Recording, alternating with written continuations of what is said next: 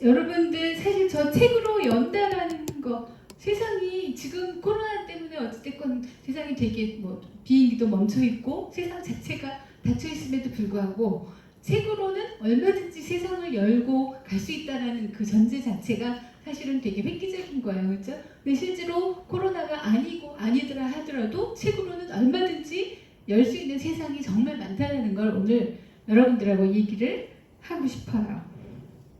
자, 지금 저기 여러 가지 이제 사진이 있는데 저 제일 위에 있는 사람은 책을 만들고 책은 사람을 만든다라는 저 구절은 이제 광화문에 있는 교보문고 책방 그 앞에 있는 문구예요. 가장 대표적인 책에 관한 많은 명언들이 되게 많아요. 여러 가지가 있는데 지금 뭐 잘 보이긴 하지만 한 권의 책을 읽음으로써 자신의 삶에서 새 시대를 본 사람이 너무 많다. 실질적으로 책으로 인해서 자신의 삶 자체가 되게 많이 변한 사람이 많기 때문에 그거에 관련된 책에 관한 유명한 문구들이 되게 많아요. 그래서 지금 몇 개를 유명한 사람 얘기로 뽑았는데 저렇게 유명한 사람 얘기 말고 훨씬 더 화끈하게 여러분들 귀에 쏙 듣게 한 책에 관해서 얘기한 사람이 있어요. 자, 여러분들 다 알죠? 누구죠? 빨간머리의 애니요. 선생님이 정말 오랜 시간 좋아했고 지금도 변함없이 좋아하는 캐릭터 중에 하나인데 빨간머리 애니 그 자기 집에서 일하던 그 목동 글을 읽지 못하는 아이한테 글을 가르쳐주면서 책을 주면서 그런 얘기를 해요. 모든 책엔 세상이 공짜로 들어있어. 누구든 될 수 있고 어디든 갈 수 있어. 그리고 책은 목숨도 구할 수 있어 라고 얘기를 해요. 사실 정말 그 애니 말한 저 세 가지 저 말이 얼마나 화끈하게 책에 대한 장점을 얘기를 해줬는지 일단 공짜로 들어있다는 것도 정말 좋은 말이죠, 그죠? 우리는 얼마든지 공짜로 많은 것을 세상을 볼 수 있다는 것도 좋고 또 하나 누구도 될 수 있고 어디도 될 수 있다는 것 자체가 상당히 요즘 같은 때는 더 경쟁력이 있는 거죠. 근데 그 중에서도 책은 목숨을 구할 수도 있어라고 얘기를 하는데 저 말이 뭐지? 뻥이야. 어떻게 책을 물에 빠진 사람들 책을 던지면 그걸 갖고 막 오나? 이런 식의 어떤 상상을 해볼 수 있죠. 어떤 식으로 우리의 목숨을 구한다라는 거지? 애니 정말 느끼고 자기가 피부로 느끼고 안 바를 저렇게 얘기를 한 거거든요. 선생님도 살면서 정말 아 책은 사람의 목숨을 구하는구나라는 거를 정말 많이 느꼈어요. 실제로 선생님도 책에 너무 많은 도움을 받고 살았었거든요. 그러니까 어떤 식으로 애니 말한 게 사실인지 뻥인지 오늘 한번 얘기를 한번 해보도록 해요. 자, 선생님이 지금 저기에다가 첫 번째 저기 앵무새 인형이에요. 저 인형은 사실 지금은 저렇게 저기 말하는 앵무새래요. 근데 저 가만히 있겠죠, 저 앵무새는 지금 인형이지만 그렇지만 제가 말을 하려면은 뭐를 해야겠죠? 건전지. 그렇죠. 바로 옆에 일부러 선생님이 그런 사진을 넣었어요. 건전지를 넣으면 앵무새는 말을 해요, 그죠? 자, 근데 그 밑에 두 명의 사람, 물론 이제 이미지 사진이긴 하지만 상당히 우울해하고 정말 사람이 우울증에 빠지면 무기력증이 제일 먼저 오거든요. 아무것도 하기 싫어져요. 그죠? 저 사람이 무기력증이 빠진다라는 거는 자기 정말 손 하나 들기도 힘들 정도로 온몸에 기운이 빠진 사람을 저 사람을 움직이게 하려면은 뭐가 있어야 되죠? 건전지로 되나요?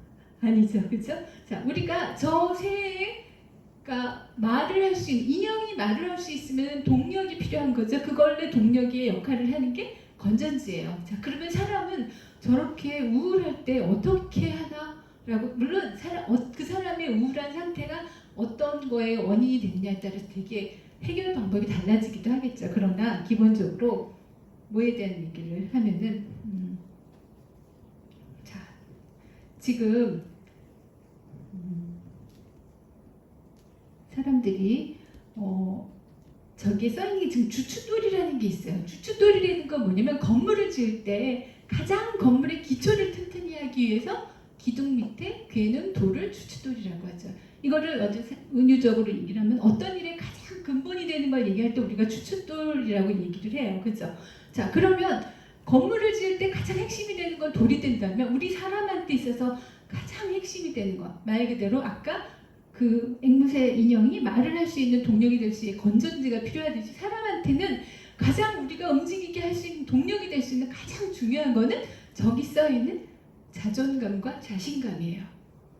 자, 근데 지금 실제로 여러분도 알다시피 우리나라가 OECD 국가 중에서 자살률 1위예요. 그죠? 실제로 하루에 매일 37명이 목숨을 포기를 하는 그런 예가 있어요. 그 정도로 자살률도 심하고, 그 다음에 중고등학생도 사실 우울증이 되게 많이 심하다라고 기사에 보도되고 있죠.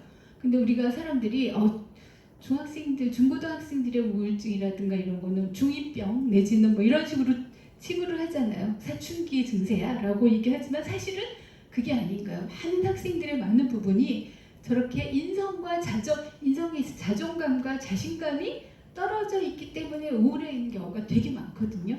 근데 왜 그러면 이렇게 많은 사람들이 청소년뿐만 아니라 어른도 그렇고 우리나라 사람들뿐만 아니라 이 우울증을 겪는 사람들이 왜 우울할까라는 거에 가장 근본을 보면 저 밑에 선생님이 크게 써놓은 자율이에요. 자율이라는 건 뭐냐면 자기가 스스로 선택하고 판단하고 행동할 수 있는 걸 자율이라고 하거든요. 근데 실질적으로 저렇게 우리나라 사람들이 이 자유를 뺏겨 있는 사람들이 되게 많아요. 우리는 어떻게 보면 되게 자유롭게 사는 것 같긴 하지만 사실은 내가 하는 한 행동 안에는 내 스스로 선택하지 않아서 살고 있는, 말 그대로 저 자유를 뺏겨 있는 경우가 되게 많은 거죠.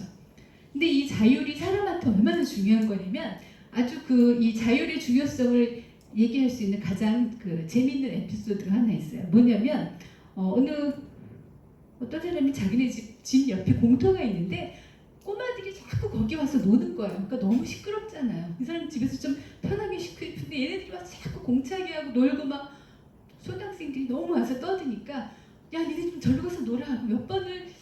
근데 사실 그 어른은 약간 좀 상식적인 어른이라 애들 보고 놀지 말란 말을 못하니까 어떻게 쟤네들을 좀 딴 데 가서 놀게 하실까라고 생각을 하다가 이분이 이제 아이디어를 낸 거예요. 와가지고 노는 애들한테 너네 어제도 놀고 오늘도 놀고 참 재밌게 노는구나. 나 너네들 노는 거 보니까 기분이 너무 뿌듯해. 너무 나의 어린 시절도 생각나고 참 좋다. 그러면서 내가 너네들 노는 걸 보고 너무 재밌어서 너희들한테 용돈을 좀 줬으면 좋겠어. 그러면서 그 아저씨가 돈을 준 거예요. 뭐 그거는 이제 시대에 따라 또 5,000원 정도를 한 명씩 다 줬어요. 내일도 와서 또 재밌게 놀아. 얘네들이 얼마나 신나요. 노는 것도 좋은데 돈까지 받으니까 더 좋죠. 그 다음날 와서 또 막 놀았어요. 그런 식으로 한 몇 번을 하다가 그 사람 그 다음에 왔는데 아저씨가 돈이 없어서 못 주겠네. 그러면서 5,000원이었으면 그 다음에 3,000원, 그 다음에 2,000원. 그러다가 한 며칠 지났을 때 내가 더 이상 돈이 없어서 너희들 못 주겠다라고 했더니 이 꼬맹이들이 그 다음부터는 내가 여기 와서 놀 이유가 없다라는 생각이 드는 거죠. 그러니까 그 아이들한테 있어서는 자유를 빼앗긴 거예요. 자기네들이 스스로 놀고 할 수 있는 재미있는 놀이였는데 어떤 돈을 받음으로 인해서 그 놀이 자체가 조건화된 거죠. 그래서 그 순간부터 이제는 나 돈을 안 받으면 안 놀아. 그리고 안 놀아요. 그 어른은 소기의 목적을 달성을 했겠지만 어찌됐건 그만큼 사람에게 있어서 이 자율이 얼마나 중요한가는 여러분들 많이 느낄 거예요. 여러분들 사실 얼마 전에 선생님도 무슨 한참 막 더운 날 우리 아파트 근처 공원에 넓은 그 공원 넓은 그 평지 있는 데서 어떤 중학생 남학생이 스케이트보드를 갖고 와서 그날 무지무지 땡볕이었거든요. 근데 저렇게 핸드폰 동영상을 세워놓고 자기가 스케이트보드 타는 모습을 찍기 위해서 옷도 막 되게 패셔니스트처럼 막 입었어요. 그러다 보니까 덥지만 옷을 되게 많이 갖춰 입었더라고요. 거기다가 배낭도 메고 머리에 물론 헬멧도 꼈고 막 여러 가지 장식도 하고 막 정말 그 땀을 뻘뻘 흘리면서 그걸 얼마나 열심히 찍어댔는지 선생님이 그걸 보면서 저 학생이 저렇게 덥고 고통스러운데 저걸 왜 하겠어요? 본인이 스스로 좋아서 자율적으로 하기 때문에 저렇게 열심히 하는 거거든요. 그런 것처럼 인간은 인간한테 자기가 스스로 선택하고 내가 하려고 하는 거를 빼앗으면 사람은 우울함에 빠질 수밖에 없어요. 그래서 그만큼 이 우울이라는 게 너무 중요한 거거든요. 근데 실제로 여러분들 우리가 사는 사회, 우리가 많은 학생들을 보면은 사실은 자기 스스로 동력에 의해서 자기 선택으로 해서 살아나가기보다는 은연중에 우리가 살고 있는 가족에 의한 부모님의 요구라든가 내지는 어떤 그 사회가 추구하는 가치에 내몰려서 우리도 모르게 저렇게 경주마처럼 뛰는 학생들이 되게 많아요. 자, 경주마들은 저렇게 눈에다가 안대를 하고 뛰잖아요. 자, 안대를 하는 이유는 왜 그러냐면 패션이 보기 좋으라고 하는 게 아니라 딴 데 보지 말고 앞만 달리고 최대한의 속도를 내기 위해서 경주마처럼 뛰라고 저렇게 만든 거예요. 자, 그럼 저 경주마를 선생님을 보면은 조금 우리 중고등학생들 심지어는 어른들도 많은 사람들의 모습이 저기에서 떠올라요. 왜 그러냐면 다들 그러죠. 여러분들도 많이 듣죠. 뭐 하려고 그러면 그냥 대학교 들어가서 해. 자, 자기의 현재를 다 미래에다가 유보당하는 경우가 많고 무조건 경주마처럼 앞을 향해서 막 뛰라 그래요. 자, 경주마처럼 앞을 향해서 뛰면은 속도는 빨리 날 수 있지만 그거는 자기가 자율에 의해서 스스로 하는 것이 아니기 때문에 동물은 얼마든지 할 수 있겠지 모르지만 사람들은 어느 순간 회의가 느껴져요. 회의가 느껴지거나 내지는 무기력해지기 시작하죠. 그러니까 중학교, 초등학교 때부터 막 남에 의해서 잘한다 잘한다 빨리 뛰어 빨리 뛰어 공부 잘하네 잘하네 하면서 자기가 왜 하는지 모르고 막 하던 학생이 고2, 3대 가서 갑자기 무기력해지고 안 하고 아무것도 안 하니까 그러면 엄마가 부모님들은 그러죠. 제 친구 잘못 생겨서 삐뚤어졌어. 그게 아니에요. 자기 스스로 동력으로 움직이지 않았기 때문에 그런 일이 생기는 경우가 되게 많다는 거죠. 그 옆에 선생님이 저 사진을 놓은 이유도 헬리콥터 맘이라고 얘기 들어봤죠. 그죠? 자, 부모님들이 사실 아이들한테 어떤 그런처럼 열심히 해라, 무조건 좋은 대학 가라, 이렇게 성공적인 어떤 제시를 자꾸 하시는 건 사실은 그 근본은 사랑에 있어요. 그죠? 그러나 사실은 사람은 어떤 그 가르침만으로 움직여지지 않는 게 사람이에요. 자기 스스로 다 여러분들 지금 여기 학생들 여러 명 있지만 자기마다 다 걷는 본폭이 다르죠. 그죠? 지금 선생님 나의 스파링 파트너에도 나오지만 마이 페이스라는 게 있어요. 내 속도로 가는 거. 내가 오늘이 잘하는 경우도 있고 어렸을 때 능률을 내는 애가 있는가 하면 뒤늦게 성장하는 경우도 있어요. 사람마다 다 자기 속도가 있는데 무조건 빨리 가라고 하다 보면은 사람이 어느 순간 내가 이걸 왜 하는 거지? 라고 하는 무기력에 빠지기 쉽다는 거죠. 그래서 실제로 선생님이 그 고등학생들 강의를 많이 나가면 어떤 여고생이 저한테 그래요. 선생님 저는요 회전문 앞에 가면요 문이 안 돌아가요. 그래서 왜? 그랬더니 자존감이 없어서 자기를 사람으로 인지를 못한대요. 이제 자기 비하적인 얘기를 하기는 하는 건데 그만큼 많은 학생들이 저렇게 동력이 없는 삶을 살아가는 경우가 되게 많아요. 저 견인차 여러분들 시내에 가면 많이 보죠, 그죠? 자, 저 견인차에 끌려가는 차는 차이긴 하지만 동력이 없이 가는 차예요. 자, 여러분 그러면 여러분들도 혹시 내가 이렇게 동력이 없이 끌려가는 차로 살아가는 게 아닐까? 여러분들 저 위에 있는 바퀴도 보면은 큰 바퀴 사이에 있는 저 꼬마 바퀴는 자기가 스스로 돌고 싶어서 도는 게 아니죠. 큰 바퀴가 돌아가면 같이 맞물려서 돌아가는 거예요. 그죠? 그러니까 저런 식의 어떤 동력이 없는 삶을 내가 살아가고 있지 않은지. 자, 예를 들어서 학생들 중에 많은 애들이 그런 얘기해요. 저는요 귀차니스트예요. 아무것도 안 하고 있는데 더 아무것도 하고 싶지 않아요. 그런 얘기를 하는 친구들이 많거든요. 자, 그렇게 귀차니스트라든가 자기 자신이 우울감에 빠진다든가 게으르다든가 이런 학생들의 많은 부분을 보면 자기를 자책을 해요. 저는 이런 애예요. 게으른 애예요. 정말 자기 자신을 자책을 하는데 사실은 곰곰이 생각해보면 내가 왜 그러지? 내가 왜 이렇게 무기력하고 우울증에 빠졌지? 잘 생각해보면 내가 내 스스로 동력에 의해서 내가 좋아서 하지 않기 때문에 생기는 무기력증인 경우가 되게 많다는 거죠. 자, 그러면 왜 이렇게 무기력증이 자, 선생님이 저기다가 지금 마라톤 사진을 올린 거예요. 밑에 저렇게 뭐 여러 전 세계의 어떤 방향 표시를 한 거는 자, 인생은 단거리 마라톤이 아니라 장거리 마라톤이죠. 그죠? 어딘가 빨리 가야 돼요. 태어나서부터 저는 여러분들보다 몇십 년 전에 태어나서 이미 많이 달려왔고 여러분들이 뒤늦게 막 뛰는 거죠. 그죠? 그래서 이제 각자 다 자기가 살아가는 만큼의 인생을 달려가는데 이 마라톤의 특징이라는 것은 부자든 가난하든 다 똑같이 자기 스스로 몸을 움직여서 달려야 돼요. 부잣집 친구라고 마라톤 할 때 자가용으로 태워다 주나요? 아니죠. 절대로 그럴 수 없어요. 자기 스스로 자기 몸을 가지고 자기가 스스로 달려야 돼요. 스스로 달리면서 물론 이제 정해진 저렇게 마라톤 같은 경우에 코스가 딱 정해져 있지만 인생이란 마라톤은 스스로 살면서 여러 가지 문제들을 받아요. 세상에 문제가 없을 수 없거든요. 우리가 살면서 문제가 없을 수 없어요. 문제는 반드시 있게 돼 있어요. 자, 그 문제를 헤쳐나가는 것, 헤쳐나갈 수 있는 힘을 갖는 것을 결국은 그게 인생이거든요. 근데 저렇게 장거리 마라톤을 해야 되는데 그거를 동력이 없이 누군가가 하라고 하는 데서 누군가가 좋다고 하는 데서 막 뛰기 시작하면 저 긴 마라톤을 우리가 끝까지 힘있게 갈 수 있을까요? 절대로 그렇지 않아요. 그죠? 선생님은 길거리 지나가는 또 어떤 꼬맹이가 문방구 앞에서 이렇게 동전 넣고 막 이렇게 하는 게임을 해요. 봤는데 가방도 메고 옷도 입고 막 땀을 뻘뻘 흘리면서 정말 그 뭔가에 재밌어서 열중하는 그 모습 있죠. 정말 아름다운 모습이에요.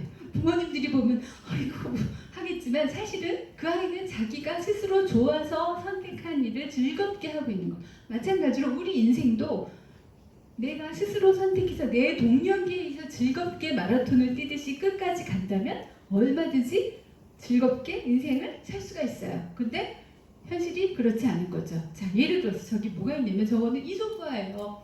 여러분 그 알죠? 지금 동물들이 많이 봤겠지만 이제 토끼가 낮잠을 자고 있는데 갑자기 어디서 쾅 하고 떨어지는 순간 얘가 토끼같이 이렇게 여린 짐승들은 사람마다 소리를 느끼는 그게 다르잖아요. 제가 자다가 지구가 무너졌어 그러고서는 놀래갖고 뛰니까 그 뒤에 뭐 사슴 뭐 다람쥐 막 이렇게 다 뛰다가 멧돼지 급기야는 여우하다가 급기야는 저렇게 커다란 코끼리와 호랑이까지 저렇게 동물의 대빵이라는 호랑이까지도 아무 생각 없이 우르르르 다 뛰게 돼 있어요. 자, 저 동화가 상징하는 게 뭐냐면 결국은 우리가 사는 세상이 되게 그래요. 여러분들이 태어나서 미안하지만 저희 어른들이 만들어 놓은 세상에 우리 어른들이 만들어 놓은 세상에 여러분들이 초대돼서 나온 거긴 하지만 어찌됐건 우리 사회가 유난히 승자 독식이고 그다음에 성공지향적이고 외모지상적이고 이런 것들의 그런 가치에 너무 많이 팽배해서 사람들이 휘둘리다 보니까 여러분들도 본의 아니게 태어나서 내가 좋아하고 내가 뭘 어떻게 살아야지 되는 생각보다는 그냥 그 우리 교육에 의해서 부모님의 어떤 히스토리, 부모님의 역사에서 예를 들어서 그런 거 있죠. 부모님이 내가 공부를 못해서 막 이러면 역시 공부가 최고인 거야. 너 딴 거 하지 마. 공부만 해. 무슨 책을 봐. 생각하지도 마. 공부만 해. 라고 하시는 부모님도 있고 돈이 최고야. 라고 해서 돈을 가치를 주입을 한 여러분들이 태어난 가정 환경과 여러분들의 주변의 어떤 사회에 의해서 나도 모르게 내 가치관이 세뇌되어 있는 경우가 되게 많다는 거죠. 그 내 머릿속에 이게 전부인 줄 알고 되는 데처럼 아무 생각 없이 막 뛰는 경우가 많아요. 근데 여러분들 알다시피 어려서부터 학교에서 공부를 할 때 시험 성적을 위한 공부를 많이 하지 인생은 왜 사는 거고 나는 뭐고 난 자기에 대해서 자기를 들여다보고 이런 교육을 받을 기회가 우리는 별로 없었어요. 그러다 보니까 우리는 그냥 무조건 공부 잘하는 사람이 최고인 것 같고 착한 학생, 좋은 학생, 공부 잘하는 학생 이런 식으로 도시관에서 생각하는 경우가 되게 많아요. 그죠? 선생님이 옛날에 학교 다닐 때도 보면은 너무 신기한 게 선생님 반에 공부 되게 잘하는 애가 있는데 걔가 노래도 잘하고 체육도 잘하고 줄넘기도 잘하고 심지어는 가정시간에 바느질도 잘해요. 그래서 쟤 뭐야? 쟤 왜 이렇게 다 잘해? 쟤 혹시 밤에 공동묘지 가는 애 아니야? 막 우리가 그런 식으로 유머를 했는데 자 선생님이 그때는 쟤는 정말 재능이 많은 애구나 라고 생각을 했는데 선생님이 어른이 돼서 다시 옛날을 딱 복귀해서 옛날에 그 아이를 생각을 해봤더니 그 아이가 그렇게 이것저것 다 잘하는 거는 뭐 때문이었냐면 자신감이에요. 자, 여러분들도 우리는 누구나 다 자기가 태어난 자기 자신이 되기 위해서 태어난 사람이거든요. 다 각자의 하나하나의 빛나는 보석을 다 갖고 있는데 그 보석을 개발하기도 전에 아무 생각 없이 저렇게 무조건 한쪽 방향을 위해서 달리다 보니까 내 재능과 무관하게 나는 성적에 의해서 외모에 의해서 어떤 집안 가정 형편에 의해서 나를 스스로 가치를 내가 매기는 거죠. 주변에서 먹이니까 나도 모르게 그게 내 가치인 줄 아는 거예요. 그것처럼 큰 비극이 없는 거예요. 그러다 보니까 많은 학생들이 잡박을 해요. 선생님이 많이 쓰는 말인데 자기가 자기 자신한테 자해를 해요. 심정적으로. 저는 못났어요. 진짜 실제로 그런 얘기 하는 학생 많이 봤거든요. 단지 성적이 나쁘다는 이유로 저는 쓰레기예요. 이렇게 얘기하는 애도 봤어요. 그거는 뭐죠? 결국은 남들이 주입한 가치관에 의해서 그렇게 됐다는 거예요. 물론 자본주의 사회에서 그 다음에 우리가 어느 정도 살아가기 위해서 기본적으로 습득해야 될 지식이나 뭐 능력 같은 건 반드시 필요해요. 그러나 그것이 내가 선택해서 내가 내 스스로 하고자 하는 의지로 동력을 가지고 움직여서 하는 것과 남들이 뛰니까 저렇게 뛰는 거는 정말 다른 거죠. 근데 우리가 이렇게 세뇌된 가치관으로 사는 게 얼마나 무서운가에 대표적으로 나온 얘가 저 원오다 히로라는 사람이에요. 저 사람이 뭐냐면요. 여러분 많이 들어봤을 거예요. 선생님도 뒤늦게 알았는데 나중에 한번 인터넷 찾아보면 정말 놀라워요. 저 사람이 2차 세계대전이 끝났는데도 불구하고 29년간 정글에 필리핀에 있는 정글에 숨어서 항복하지 않고 살았던 일본 장교예요. 그러니까 저 사람한테 어떤 가치관이 심해지냐면 전쟁을 시작할 때 상사가 너 절대로 직접 상사가 와서 할복이나 아니면 포항이나 투항하는 것을 위에서 명령하기 전까지 절대로 해서는 안 되라고 했는데 그 얘기만 믿고 필리핀의 다른 사람들은 다 전쟁이 끝난 줄 모르고 끝난 줄 모르는 게 아니라 자기가 믿는 가치관에 의해서. 그래서 저 사람이 29년 뒤에 이러저러한 사건을 통해서 어떤 사람을 또 찾아가 봤더니 아침마다 저렇게 군복 차림에 총기도 매일매일 닦고 그렇게 살았대요.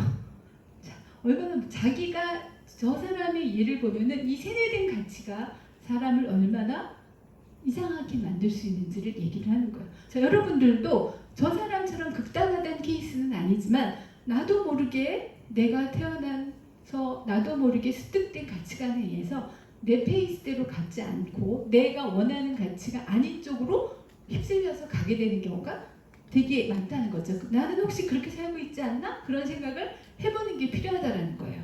그래서 나의 가치관, 자화상을 자기가 자기를 보는 것을 내가 나의 가치를 내가 어떻게 매기고 있는지를 되게 많이 한번 오늘 저녁에 집에 가서 아니면 혹시 한가한 시간에 자기 직전에 누워서 내가 나의 가치를 뭘로 판단을 하지?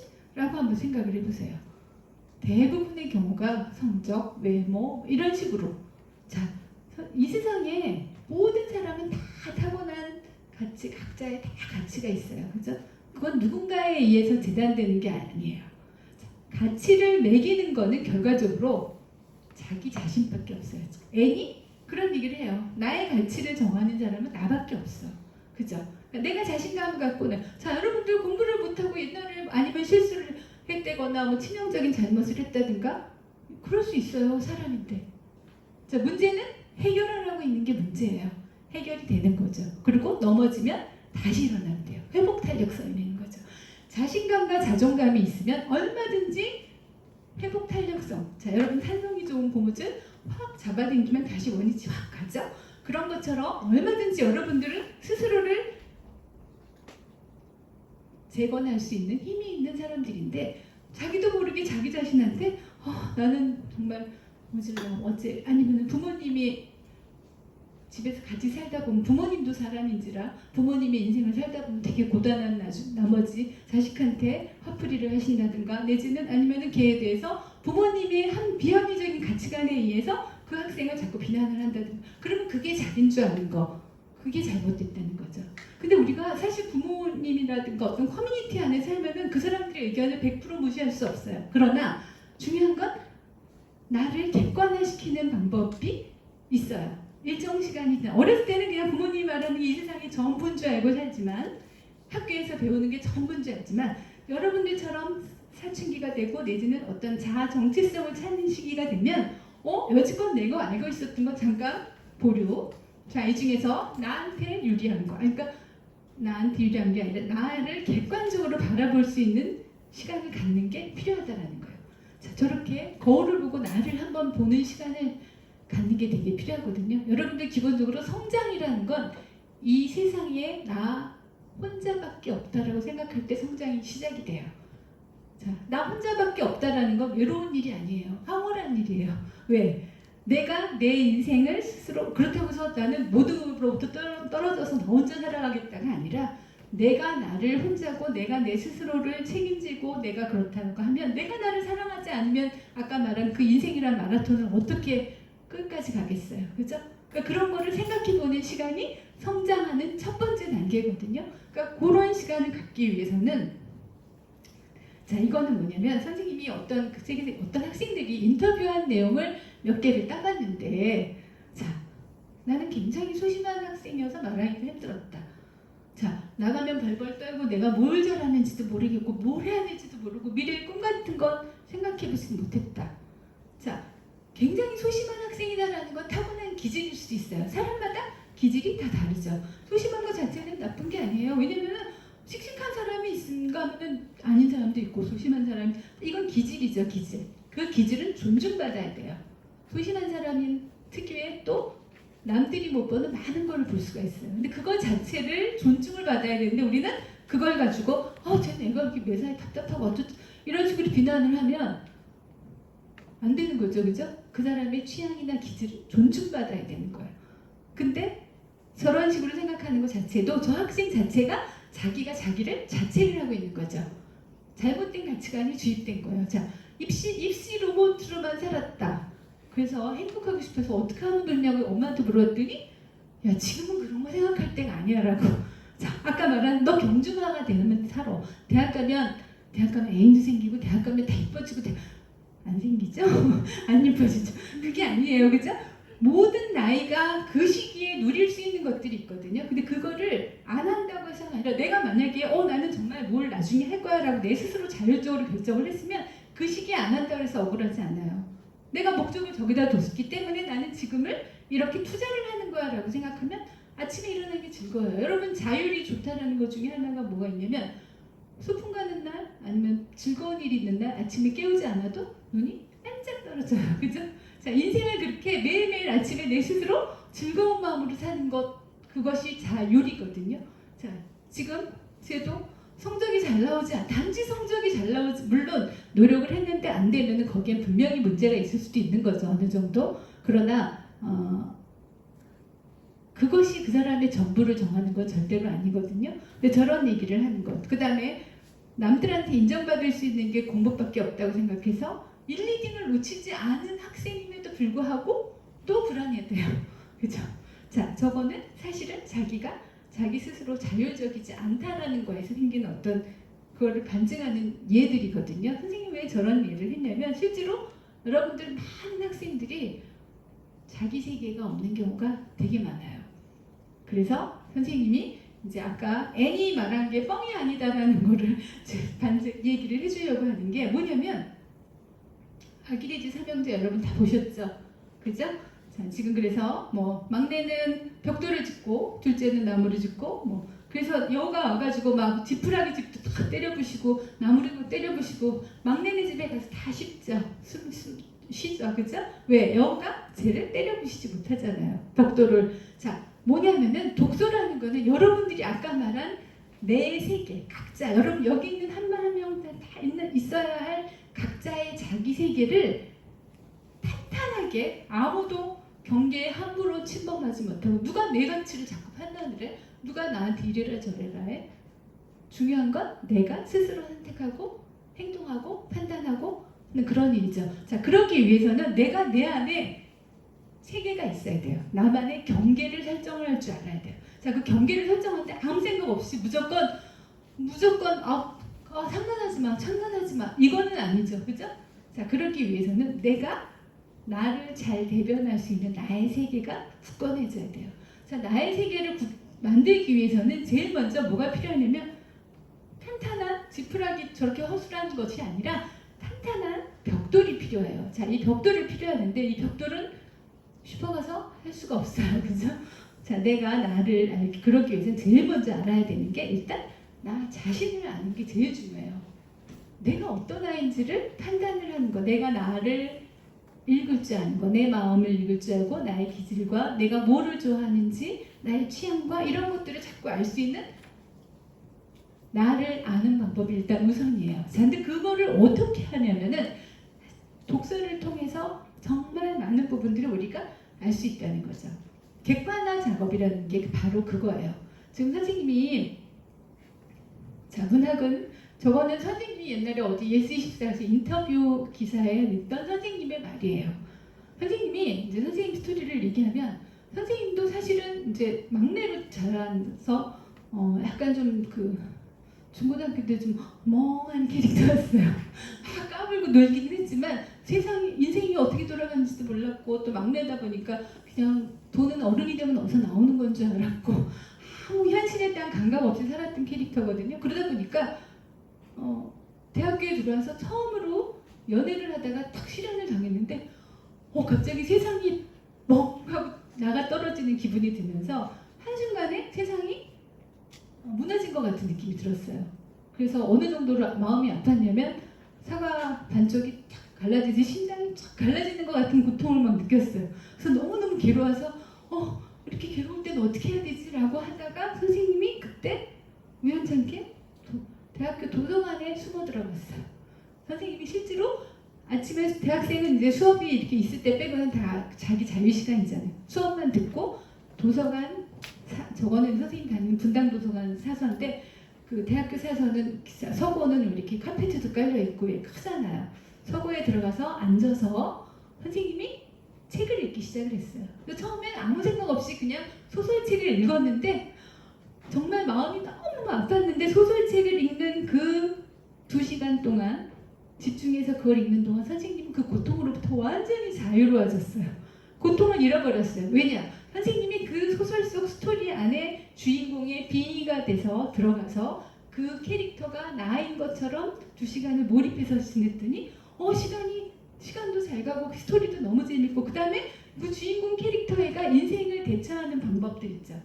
그것들을 보면서 그런 거야? 인생은 그런 거야? 라고 하면서 너무 놀라운 체험을 한 거예요. 소설책이 이렇게 재밌는 거야? 왜냐면 어렸을 때 집에 책이 무지 많았는데 책을 한 번도 안 읽었어요. 주로 그 소꿉장난할 때 이렇게 담쌓기 내지는 뭐 이렇게 책을 이렇게 세워가지고 레고 블록처럼 이렇게 도미노처럼 주로 그 일반에서 책을 거의 안 읽고 선생님은 살았는데 그때 책을 읽으면서 책이 이렇게 재밌는 거야? 그러면서 실제로 하나하나 거기서 소설책들을 막 읽기 시작을 했어요. 그야말로 어려운 책 안 읽고 나이가 재밌는 책 읽다가 이거 뭐야? 재밌는 책만 골라서 차근차근 읽기 시작을 했거든요. 자, 선생님이 책을 막 읽다 보니까 재미와 상상여행을 할 수 있고 또 내 삶을 객관화시킬 수 있는 주인공이 거기서 인생이 살아서 어떻게 해서 주인공이 죽기도 하고 막 한 사람의 인생을 통틀어서 내가 소설 속에서 읽다 보면 뭐야? 나의 지금의 이 시련은 별게 아니네라는 어떤 별게 아니다라기보다는 물론 고통스럽기는 했으나 이거는 살면서 별게 아니 어떤 한 부분일 수 있어라는 거를 처음으로 깨달은 거예요. 내 자신을 객관화시켜서 보는 거죠. 그리고 그러다 보니까 선생님이 소설책을 읽다 보니까 심리학책을 한번 봤어요. 세상에 심리학책을 보고 더 놀라운 건 뭐냐면 선생님은 어렸을 때부터 이렇게 약간 어차피 작가가 되려고 그랬는지 모르지만 되게 감정이 풍부했거든요. 그래서 감정이 엄청 많이 휘말리는 스타일이었어서 아침에 이상한 마음이 들면 하루 종일 그거에 휘둘렸는데 심리학책을 보다 보니까 감정은 휘둘리는 게 아니라 내가 선택하는 거네. 알죠? 내 안에 있는 착한 늑대와 나쁜 늑대가 있으면 둘 중에 둘이 싸우면 누가 이기니? 거기서 탈무드에서 얘기하죠. 네가 밥을 주는 늑대가 살아남아 라고 얘기하잖아요. 그죠? 그러니까 내 안에 안 좋은 감정과 좋은 감정이 있으면 내가 어느 쪽에 선택을 하느냐에 따라 내가 내 감정을 얼마든지 설득할 수 있다는 거죠. 근데 옛날에 심리학을 몰랐을 때는 그냥 마냥 휘둘리면서 사는 건 그게 인생인 줄 알았어요. 그렇지 않더라고요. 내 스스로 내가 이런 마음을 가질 때는 이런 이유가 있어서구나. 이게 열등감이었네? 질투심이었네? 내 감정을 내 스스로 나를 분석하는 힘이 생겼어요. 그러다 보니까 내 마음을 옥죄던 두려움이라는 것도 결국은 내가 만드는 것들이 되게 많아요.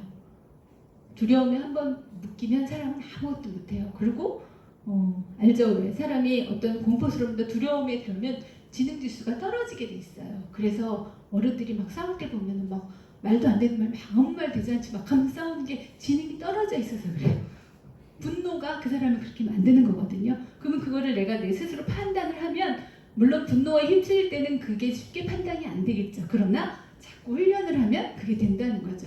선생님이 그래서 내 마음을 억제된 유효한 끈들도 풀어줬고 사람들도 이해하고 또 그들과의 관계를 보는 법도 배웠고 그러다가 더 유식해져서 역사책까지 보다 보니 인류가 이렇게 살아왔어? 라고 하는 것까지 선생님이 터득을 했어요. 근데 그 다음에 더 놀라운 게 뭐가 있냐면 책으로 어떤 세상이 열렸냐면 선생님은 사실 수포자였기 때문에 이렇게 좋은 대학을 가지도 못했거니와 수학인의 발목을 잡는 바람에 학교 가서도 뭐 성적이 그닥 그렇게 높기를 원하지도 않았고 그냥 그렇게 살았던 사람인데 선생님 사회학과를 나왔는데 시험을 봤는데 A 플러스가 나오는 거예요. 그래서 이거 뭐지?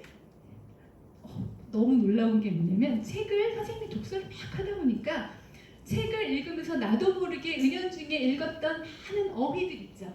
어휘와 문장과 그런 것들이 다 이렇게 여러분 머릿속에 한번 상상해봐요. 책 속에 있는 글자가 막 날라갔고 선생님 머릿속에 들어가서 차곡차곡 쌓인 거예요. 저는 몰랐어요. 어느 날 그것들이 선생님이 사회학과다 보니까 주로 이제 논술 시험을 보잖아요. 논술을 막 풀다 보니까 너무 근사한 문장, 어떤 인과관계가 분명한 어떤 것들을 문장들을 잘 적어내는 거예요. 그래서 독서의 힘이에요. 여러분들 겨울에 자고 일어났는데 아침에 딱 나가봤는데 밤에는 아무렇지도 않은데 눈이 이렇게 쌓여가지고 깜짝 놀라는 그런 경험한 거였죠. 마찬가지로 독서를 하다 보면 내 안에 많은 것들이 쌓여 있어요. 정말 이거는 선생님 지금도 너무 놀라는 게 글을 문장을 막 작가니까 문장을 막 쓰다 보면 내가 이렇게 어려운 말도 알았어? 내가 이런 어휘를 알고 있었나? 그리고 사전을 찾아보면 선생님이 알고 있는 그대로의 그 내용을 선생님이 숙지를 하고 있어요. 그거는 내가 이거 어떻게 알았지? 독서를 하면서 그냥 읽으면서 옆에 있었던 애가 나도 모르게 내 안에 들어온 경우가 되게 많아요. 그래서 실제로 독서를 많이 하는 학생들이 결국은 공부를 잘한다는 말이 거기서 나오는 거예요. 자, 그만큼 독서는 결국은 공부를 잘하기 위해서만이 아니라 인생 전체를 살아가는 힘이 되어준다는 거죠. 자, 그래서 세계가 막 열리는 거예요. 자, 독서를 하면 단순히 정보만 획득하는 게 아니라 암이라는 것 자체보다는 눈이 띄어요. 안 보이는 게 보여요. 친구들 간의 어떤 반 아이의 어떤 그 교묘한 어떤 알력이라든가 이런 게 딴 애들은 남자 걔네 오늘 싸웠어? 보지조차도 못하는 거를 나는 쟤와 쟤 사이에 미묘한 갈등이 있는데 쟤는 쟤를 좋아하니까 제가 이런 식으로 신경질을 부렸고 이런 어떤 그 인간과의 관계까지도 쫙 점쟁이처럼 쫙 보여요. 그거 알죠? 왜? 닭은 30cm 시야를 가지고 앞에밖에 안 보지만 독수리는 저 높은 데서 세상을 멀리 보죠. 마찬가지로 독서를 하다 보면 이렇게 눈이 띄어요. 그 다음에 더 중요한 거는 지적인 몰입 상태가 돼서 집중도가 강해져요. 저게 독서가 열어준 조용한 공간에서 인간은 연관성을 생각하고 자신만의 유추와 논리를 끌어내며 고유한 생각을 키운다. 니콜라스 카라고 생각하지 않는 사람들이라는 유명한 책을 쓴 사람의 말인데 저 유추라는 게 엄청난 거예요. 유추, 미루어 짐작하는 거. 책을 많이 안 읽은 사람은 미루어 짐작할 수 있는 능력이 떨어져요. 이 유추라는 건 마치 맞는 키 같이 어디에도 다 열리는 거예요. 그래서 실제로 여러분들 시험 볼 때 오답 체크하죠. 공부를 잘하는 학생들은 오답 체크를 정확하게 하는 학생들이거든요. 마찬가지로 삶의 오답 체크를 할 수 있는 중요한 게 유추할 수 있는 능력. 유추를 하는데 어떤 근거 없는 것이 아니라 논리를 가지고 유추할 수 있는 능력. 그것이 독서에서 생긴다는 거죠.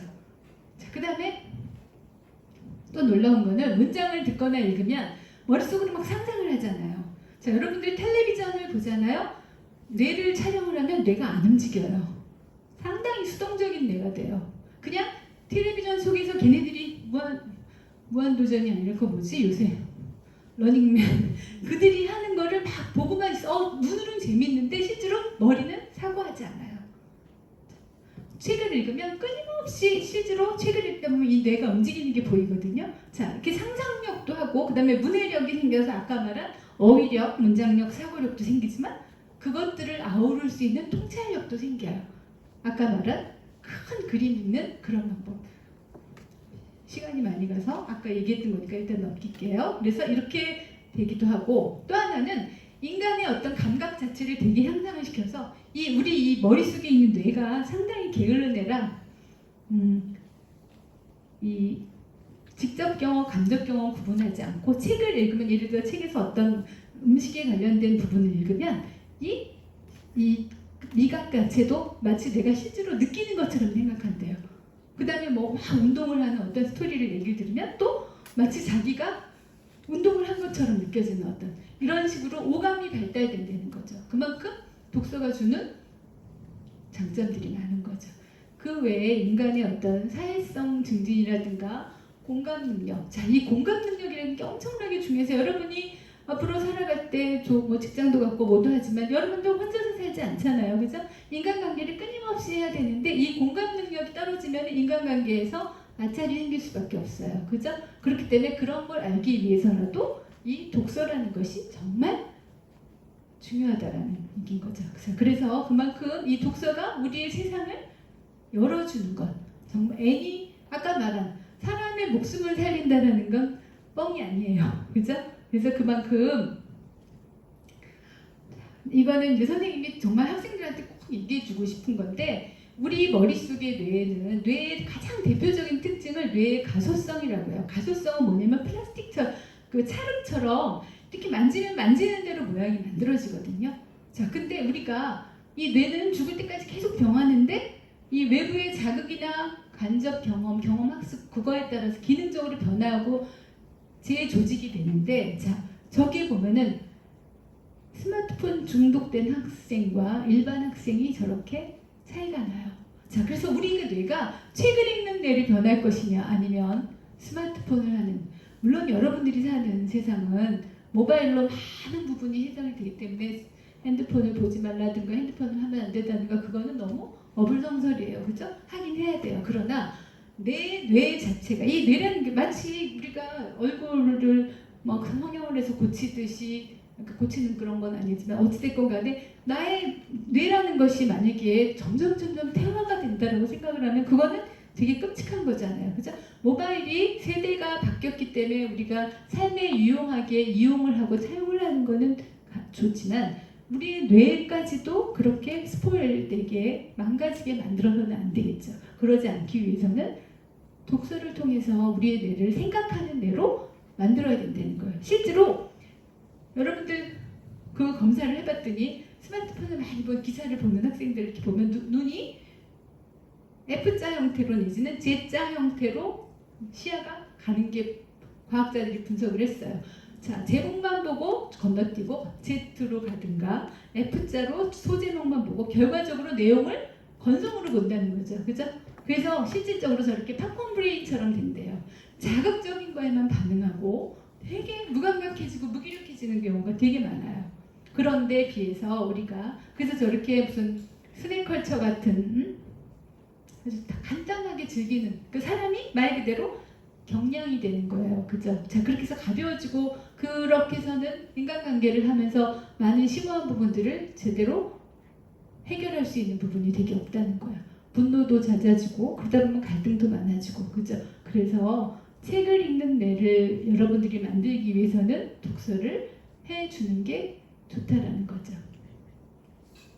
그래서 여러분들이 책을 다양한 책들을 내 관심이 가는 것으로부터 시작을 해서 읽으면서 내 자신을 객관화시키는 훈련을 하는 것들이 되게 필요해요. 선생님이 어떤 학생이 자기 부모님 아빠가 되게 폭력적이시래요. 그래서 오늘은 별것도 아닌 거 가지고 오늘은 왜 이렇게 일찍 들어왔니? 이러면서 너 공부를 이제 학생이 일찍 들어오시면 막 야단을 치다가 다음날은 늦게 다녀 이러면서 또 때리고 그러니까 자기가 어떻게 행동을 해야 될지 모르고 마치 지뢰밭을 걷는 하루하루를 겪는다고 얘기를 하더라고요. 그런데 또 그럼에도 불구하고 또 아빠가 되게 좋을 땐 또 좋고 그렇다 부모를 뭐 저항할 수 있는 상황도 아니고 근데 되게 힘들어하는 거예요. 어떻게 이거를 그래서 내가 선생님은 오쿠다이데오의 남쪽으로 튀어나오는 소설 한번 봐봐 라고 추천을 해줬어요. 근데 그 학생이 그 소설책을 읽고 와서 선생님 저 그 책 너무 재밌게 봤어요.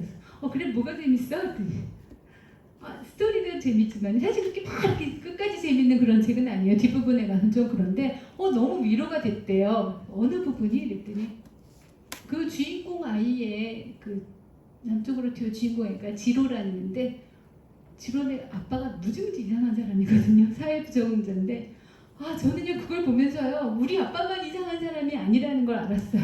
그게 너무 위로가 돼요. 자, 이게 뭐냐면 문학을 통해서 내 삶이 문학 속에 나와 있는 그 삶에 살아가는 어떤 캐릭터들의 어떤 인생의 어떤 그 많은 것들을 보면서 나의 삶도 내가 지금 어느 위치에 있고 내가 무조건 불행해야 할 만한 것도 아니고 나의 가치도 다시 재점검하고 객관화할 수 있다는 거죠. 그러기 위해서는 문학을 통해서 그 다음에 문학뿐만 아니라 점점점 이제 아까도 선생님이 얘기한 것처럼 분야를 넓혀가겠지만 가장 중요한 건 독서를 통해서 나를 빨리 알고 나만의 돈독한 아까 말한 아기디즈 삼형제의 셋째처럼 단단한 자기 세계를 갖는 것들이 가장 중요한 일이에요. 그거는 그 어떤 좋은 직업을 가고 좋은 대학 가고 돈을 그게 중요하지 않아요. 제일 중요한 건 여러분들 생각해봐요. 아침에 눈이 일어나서 나는 돈이 많으니까 행복해 그게 아니라 나를 내 마음을 평화롭게 내가 나를 긍정할 수 있는 것 자신감을 갖고 자존감을 갖는 게 이 세상에서 최대의 행복인 거죠. 그죠? 아무리 공부를 잘하고 실제로 정말 서울 여러분들이 말하는 그 유명 명문대 서울대를 갔다가도 자기 의지로 가지 않아서 유턴하는 학생들 되게 많아요. 아까 말한 갔는데 우울증이 걸려서 대학교 3학년 때 중퇴를 하고 이런 학생들 되게 많아요. 제일 중요한 건 내가 나의 마음을 평화롭게 하고 나를 존중하는 자존감을 가지고 인생이란 긴 마라톤을 잘 뛰어가는 게 그것이 가장 중요하고 가치 있는 일이거든요. 그러기 위해서는 여러분들이 이 독서를 통해서 많은 것들을 알아가려고 하는 것이 정말 중요하다는 얘기를 선생님이 하고 싶어요. 선생님이 마지막으로 선생님이 항상 생각하는 가장 중요한 사람은 자기가 가치를 두는데 시간과 돈과 에너지를 쓴다. 여러분도 한번 여러분들이 나가 시간과 돈과 에너지를 어디다 쓰지 한번 체크해 보세요. 내가 어디에 가치를 두고 사는 사람인지 그게 바로 나올 거예요. 그죠? 그래서 일단 독서 별대식을 이렇게 선생님이 아까 45분까지 하시라고 하셔서 여기까지 이 외에도 해주고 싶은 얘기는 많았으나 일단 시간이 정해져 있기 때문에 여기까지 할게요.